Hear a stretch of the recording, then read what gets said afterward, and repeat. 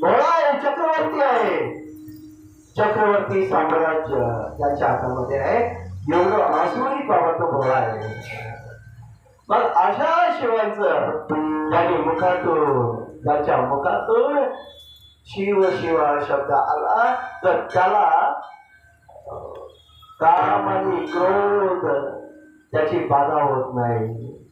कामापासून आणि क्रोधापासून तो बाजूला होतोय. नाथबाबांनी वर्णन करावं. शांती ब्रह्म नाथबाबा संतांचे अभंग असे नाहीत महाराज.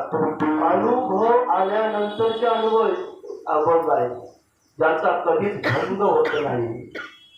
कधीच भंग नाही. हा सिनेमा पिक्चर गाणी वगैरे येतील जातील कितीतरी येतील जाते पण अभंग कधीच भंग होत नाही. जे 4 पुरुषार्थ सांगितले जातात धर्म अर्थ काम आणि मोक्ष हे 4ही पुरुषार्थ माझ्या भोलेबाबांना पाहिलं.